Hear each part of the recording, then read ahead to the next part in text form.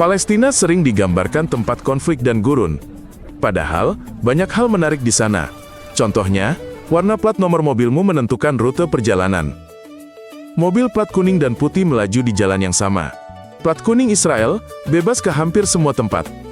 Plat putih huruf hijau adalah milik Palestina, dilarang ke banyak area. Mereka diputar balik di pos, tak boleh lewat tol atau masuk kota.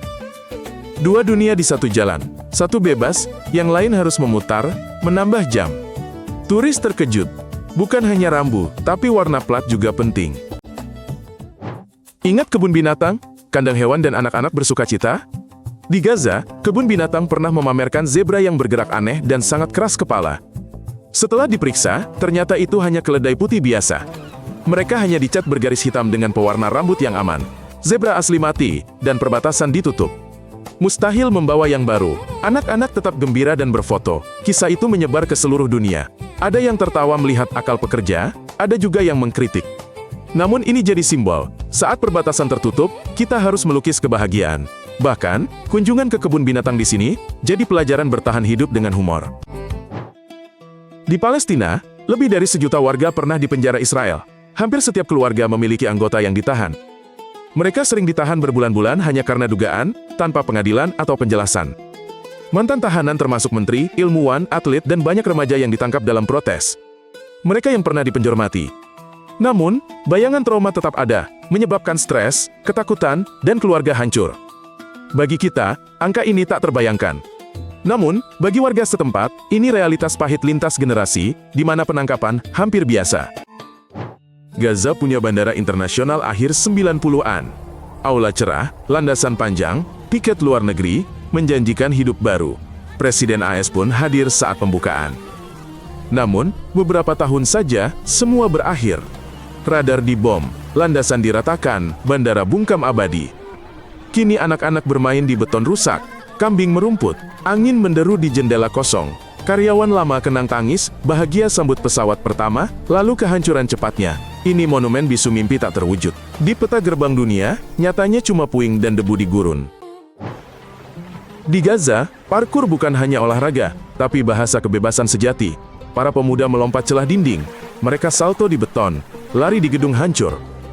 Reruntuhan jadi sasana mereka. Video mereka ditonton jutaan kali global. Mereka tunjukkan gerakan presisi dan keberanian luar biasa, bukan amarah. Mereka merasa di atas segala rintangan saat melompat. Yang terbaik tampil di luar negeri. Di rumah, mereka latih anak-anak di pantai saat senja.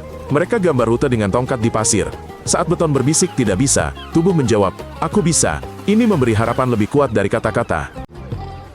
Sulit dipercaya, 50 tahun lalu pesisir Gaza mutiara lokal. Ada bar, bioskop, orkestra, wanita berbaju renang dan rok mini, gaya rambut tinggi populer, serta jazz di tepi laut. Pada 50-an dan 60-an, orang dari negara tetangga datang berlibur. Kota ini hidup layaknya resor sejati. Kemudian datang perang, blokade, dan aturan ketat. Klub tutup, pantai sepi, pakaian lebih sederhana. Kini kaum muda mendengar kisah nenek seperti dongeng, kami menari di tepi air di bawah bintang. Foto-foto lama ini mematahkan citra tempat perang abadi. Mereka mengingatkan, kota pesisir bisa bersukacita jika diberi kedamaian dan waktu. Desa kecil Palestina, Taibeh, punya festival bir sendiri. Pabrik bir keluarga lokal memproduksi sejak 90-an. Setiap musim gugur, desa ini jadi pasar raya besar dengan musik, makanan, dan ribuan tamu. Gelas diangkat dengan lagu Arab di sini. Acara mulai setelah kebaktian minggu. Desa Kristen ini padukan iman dan kegembiraan, unik di wilayah itu. Festival beri kerja pengrajin dan petani lokal. Ini tunjukkan Palestina juga punya festival meriah dengan tamu internasional. Selama beberapa hari, jalan sempit jadi panggung besar. Warga dan turis dunia menari bersama. Pengangguran Gaza capai rekor. Hampir separuh penduduk tak bekerja, lebih buruk di kalangan pemuda. Perbatasan tutup. Pabrik hancur, bengkel kosong. Ijazah tak berguna, tak ada pekerjaan. Insinyur dan guru menganggur. Ada yang seharian di kafe dengan secangkir teh, sekadar habiskan waktu. Keluarga hidup dari pendapatan tidak tetap. Pakar bicara generasi hilang. Jika tak ada perubahan, talenta akan pergi atau meredup. Ini bukan angka kering laporan. Ini kantong kosong pernikahan tertunda. Mimpi makin senyap, kian menjauh. Di Bethlehem berdiri Hotel Banksy, seniman jalanan Inggris bernama The Wallet of Hotel. Hotel ini menyajikan pemandangan terburuk di dunia. Dari jendelanya, terlihat tembok beton yang sangat dekat.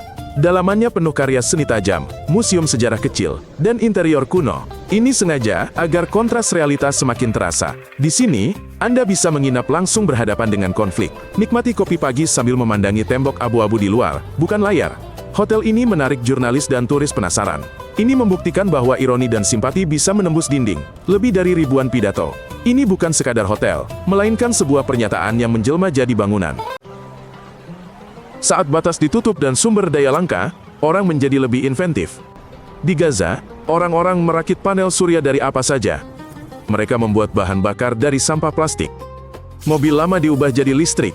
Pusat lokal mengajar pemrograman, walau lampu redup. Mereka bekerja dengan klien dari luar negeri. Kisah insinyur Gaza yang tumbuh di sini dan masuk tim antariksa Mars jadi simbol. Ia meluncurkan helikopter ke Mars. Dari tempat tanpa bandara, ia raih planet lain. Ini terobosan teknologi senyap, bukan karena dendam tapi melawan segala rintangan. Ini 10 fakta tentang Palestina. Jika belajar hal baru, sukai dan berlanggananlah. Jangan lewatkan episode negara menarik berikutnya. Sampai jumpa.